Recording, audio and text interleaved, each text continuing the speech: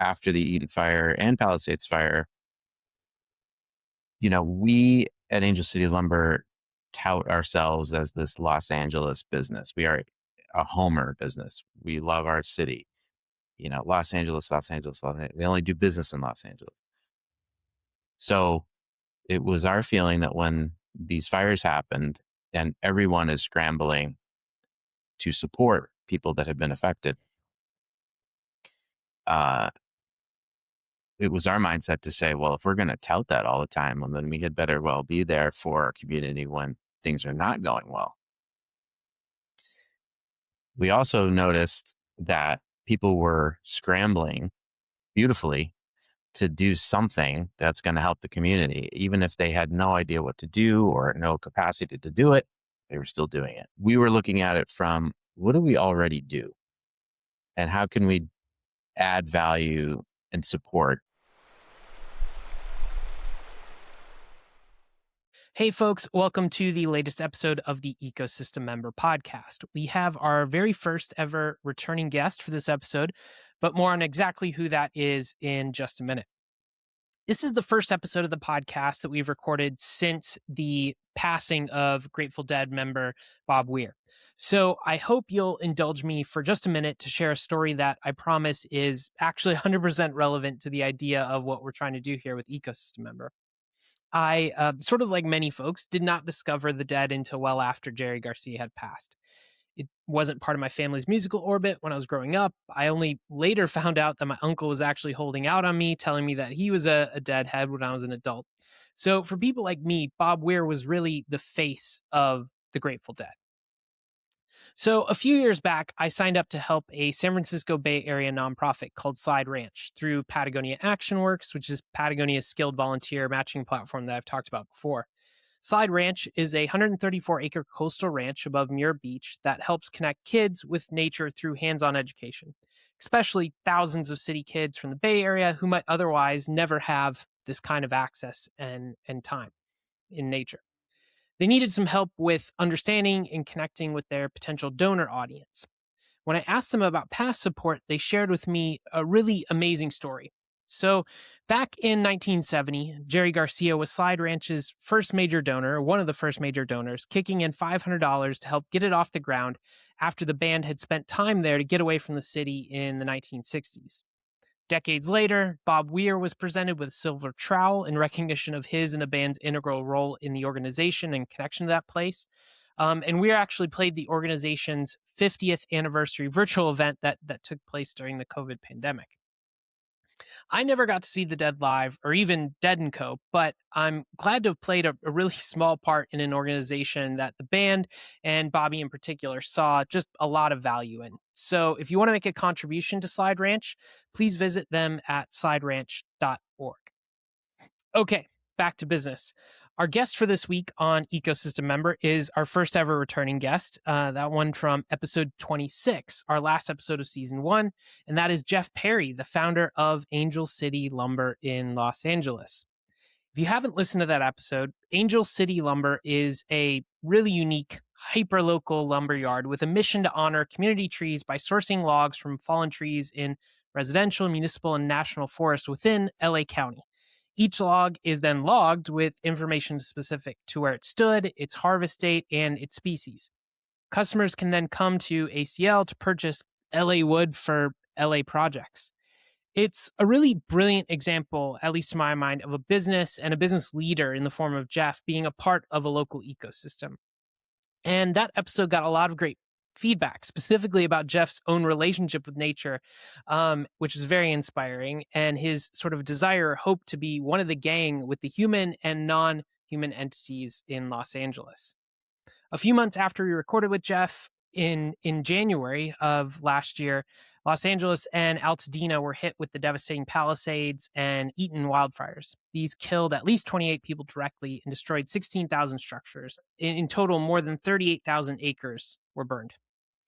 So I was not surprised, though, when later in 2025, I saw Jeff and Angel City Lumber get involved in creating the Altadena Reciprocity Project, the aim of which is to keep trees from burn sites in Altadena. In this episode, Jeff will talk a lot more about the project and the process of recovering these trees, how they're being processed and sold at below market rates to keep them accessible, and how there are actually plans in place for anyone in the world to buy items made with these fallen trees and other fallen trees to help Altadenans rebuild.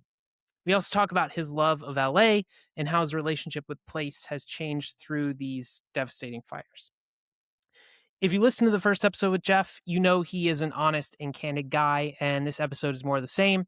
So it's definitely one to listen to, not only with open ears, but with an open heart. Without further delay, please enjoy the latest episode of the Ecosystem Member Podcast with Jeff Perry of Angel City Lumber.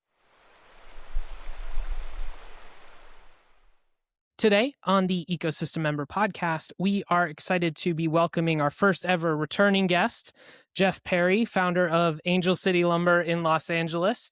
Thank you so much for taking the time again, Jeff. Thanks so much, Rick. Wow, what an honor. It's a big deal. I got a lot of really good feedback on your episode, probably more than most for sure. So I had you at the top of the list when we were trying to figure out guests for this season. So I'm glad you were able to join us. I guess a really good place to start is one of the things that resonated with people most was when we talked about how you thought about your relationship with nature. You talked about like trying to be one of the gang or aiming to be one of the gang. And obviously, being in Los Angeles, you have had quite a tumultuous year with the Palisades and the Eaton fire in Altadena. Have those events sort of changed or shaped how you view your relationship with nature at all? Has it evolved? Has it sharpened? Has it made you rethink anything? Yes, I think evolved is the right word, and sharpened, because of the scope, because of the nature of the scope of what we've been pulling off. There has been a lot of logistical and very business-minded workflow, finance, etc. Focus. And as I was mentioning on our last visit with you, it was very heart-centered and very focused on being one of the gang. And I have been feeling very empty with the that connection because of it's been an action-packed day-to-day venture getting this project off the ground while doing our normal everyday operations. And it was pretty depressing, frankly, to be so caught up. I was starting to feel myself disconnecting, right? But I think you used a good word, which is evolution. There have been glimpses during the process that kind of bring me back, and it's kind of given me some awareness and some permission to kind of, you got to do what you got to do in this moment. You'll get back to it, and you'll get back to it probably in on force because you're starving for it. But just get what you got to do, get it done. So I think, and I think that's probably, without speaking for 4 million people in Los Angeles, I'm sure there's a lot of that for a lot of people. Yeah, for sure. I was lucky to visit LA just a month or so before the fires, and I don't know if I was in the exact locations, but did some hiking around Eagle Rock and Pasadena and that area, and you see the news crews and you see the video, and that terrain looks familiar, and now it's just being decimated, let alone the damage to people and property and all of that other sort of stuff. So it's quite intense, and I can't imagine that anyone who is as connected as you are to Los Angeles through Angel City Lumber and trying to restore sort of the community effort around trees, that I don't know how you cannot possibly be affected in a pretty deep way about it, right? Yeah, definitely. Yeah, I think everyone, to your point, every community member is, and in ways that no one anticipated, for sure. And so one of your responses, along with some partners, was creating this Altadena Reciprocity Project. Can you tell us about the idea for that project, how it came to be, how it's going, like what you're hoping to accomplish? Without repeating too much from last episode, I'll just say that after the Eaton fire and Palisades fire, we at Angel City Lumber tout ourselves as this Los Angeles business. We are a homer business. We love our city. Los Angeles, Los Angeles, Los Angeles. We only do business in Los Angeles. So it was our feeling that when these fires happened and everyone is scrambling to support people that have been affected, it was our mindset to say, well, if we're going to tout that all the time, well, then we had better well be there for our community when things are not going well. We also noticed that people were scrambling beautifully to do something that's going to help the community, even if they had no idea what to do or no capacity to do it, they were still doing it. We were looking at it from, what do we already do? And how can we add value and support by doing something that we already do? What do? We create lumber. Okay.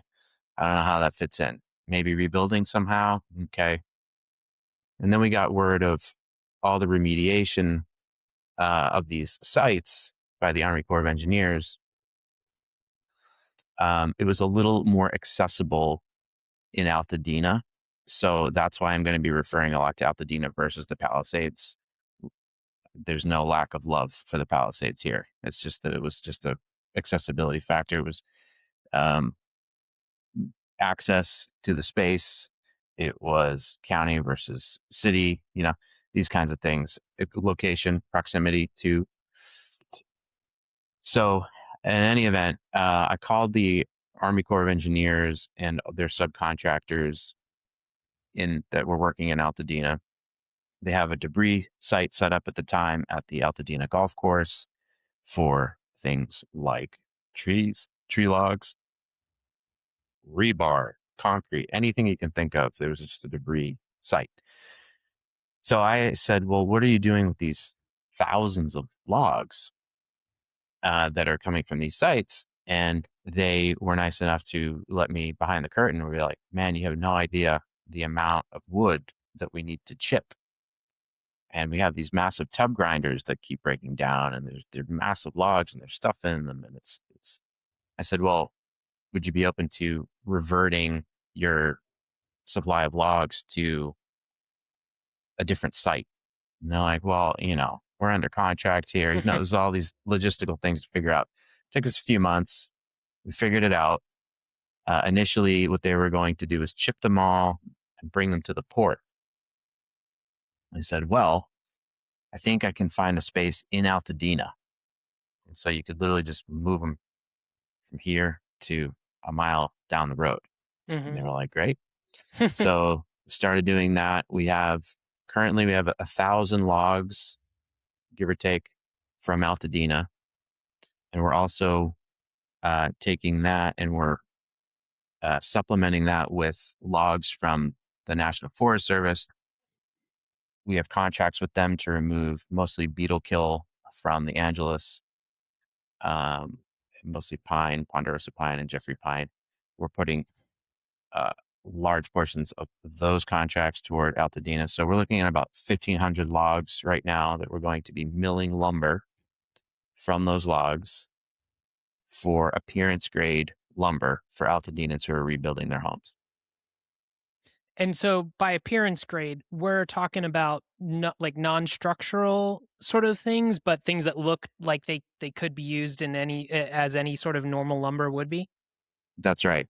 So in order to keep costs down, because we're trying to do this at a 35 to 40% discount of like market value, like what you would find on the normal lumber market for appearance grade lumber. So we're cutting 3 dimensions, and we're going to do it production line style to, again, keep costs down, economies of scale. And to your question, yes, they will be boards that are used for moldings, flooring, cladding, furniture. That's what I mean by appearance grade versus structural. Mm-hmm. The structural lumber we can use, and we are using some for the forest trees from the Angeles. It's just, there were so many logistical factors. The last thing I wanted to do was add another one and say, hey, Yeah. Department of Building and Safety, now we have to figure out a way to make sure that this is structurally sound. I was like, no. But from what you know about trees, what happens to a tree when it is in a fire? I assume some probably just have some sort of exterior damage, but the inside of the tree, having seen the inside of some of these larger trees, like I'm imagining it's probably perfectly normal as it would be if it hadn't gone through the fire. It's just sort of the exterior. Exactly. For trees that weren't completely charred top to bottom, that also were scorched or scarred on the exterior. To your point, if the cambium layer and the foliage get scorched too much, that will also kill the tree.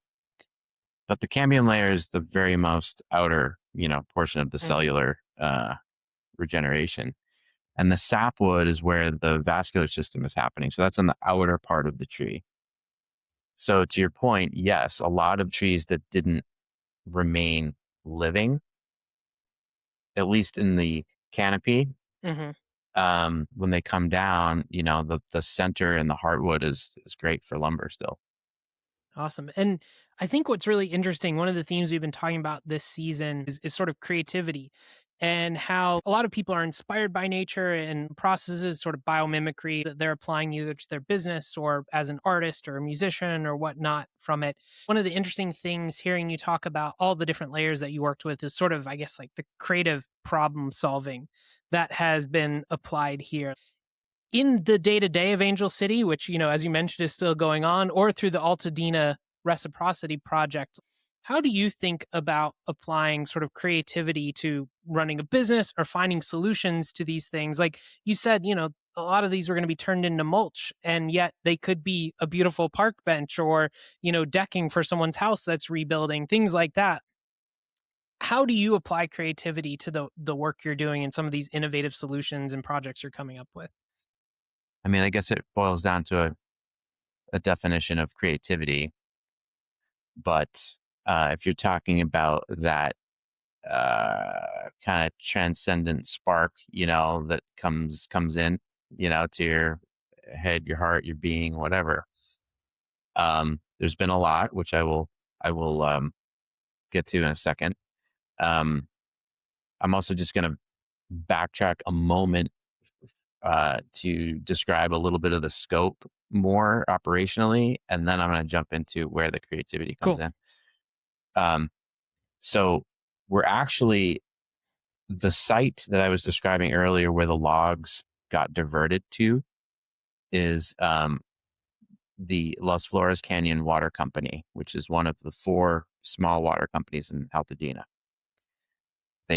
All their infrastructure burned. They said, you can store your logs here. I said, great. Later on, they said, you can mill here if you want to. So we're actually creating a satellite milling operation there in Altadena, and milling the logs in Altadena for Altadenans. It's like it takes hyperlocal to a hyperlocal.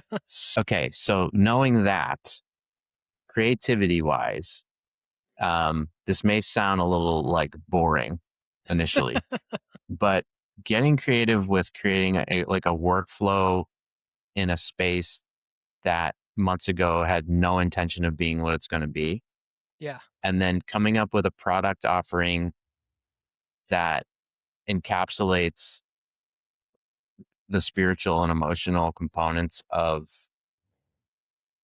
what you're hoping the healing process will be for people that are rebuilding their homes,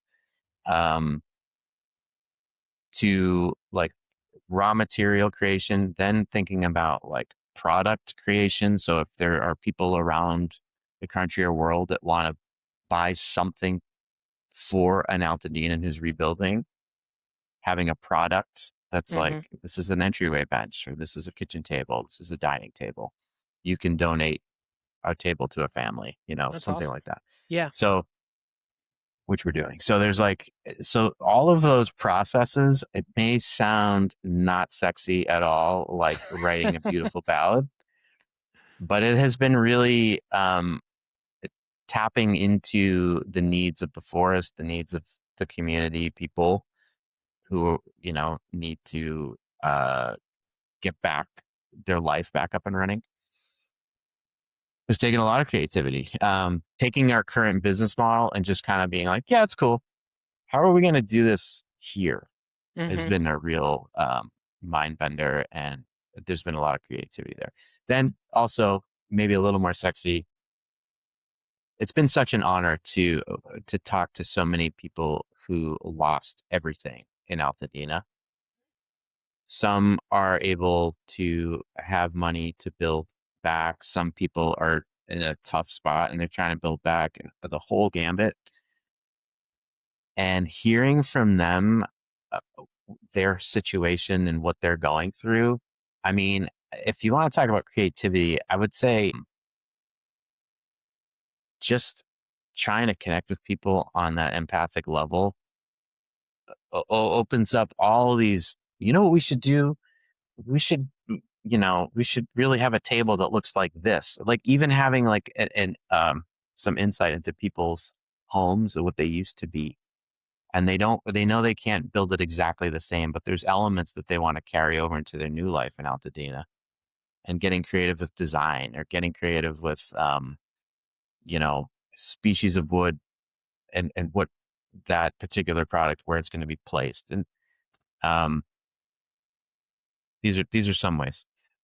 So do you think, as I think part of it, kind of to the structure you're talking about, like there's the sexy sort of creativity, inspiration, whatever else. But I think what's really interesting is I've found a lot of our guests, when it comes to creativity, their drive to come up with like innovative, interesting solutions comes from their connection with nature, comes from their connection with people, and wanting to genuinely like rack their brains to try to solve something. And it sounds like these conversations you're having with people as well is just, playing a role in like finding some way to figure out how you can help and be a part of it. That's true, and in an authentic way, right? Which is, I think, what creativity means. If it's actually creative, it's always authentic, right? Yeah. So, to that point of authenticity, one thing we didn't talk about last time that I did find out in the research that I was doing for this is that you moved to LA from Boston in 2002, correct? Yeah. Yep. And in the article I read, it said you wanted to become an actor. Obvious Yep. reason to move to LA, I guess. But Womp now womp. what you're, yeah, I mean, this hyper local business that you've created, I mean, which could be anything. It just happens to be trees, which is even more nature connected for the purposes of this podcast. But Yeah. hyper local business now with this Altadena Reciprocity Project, connecting with local people who are, rebuilding or kind of transitioning to a different phase of their relationship with place. What about Los Angeles just sucked you in? And I'm like, I'm not just going to stay on the surface. I'm going to go as deep as you can get. Oh, wow. What great question. This place is amazing. I mean, people have all these preconceived notions of Los Angeles, as did I when I came here in 2002. It's the most incredible place to me. All places are incredible, certainly. I know that. But there's something about Los Angeles that just calls me. Um, I'll say this too. Maybe I don't know if this is answering your question or not, but I came here as an actor, and actors are very immersed in the film industry, right? And you get here and you're like, well, it's LA. It's just all film industry, right? It's just studios and the beach Mm-hmm. and the studios, right? That's what Mm-hmm. LA is. And then you get here and you're like, oh man, this place is just layered like no place I've ever seen. Um, and you're like, yeah, the film industry is here, and it's one of a million different walks of life, ways of life, industries, right? So, um, so yeah, I mean, I guess you would say I had a reason for coming here, and certainly it morphed pretty quickly. But really, I think in retrospect, my personal uh, connection to that was really trying to find a connection. To you said, like to your point, like, and by that exercising that empathic muscle and trying to put yourself in other people's shoes, that was my way of trying to find connection, right?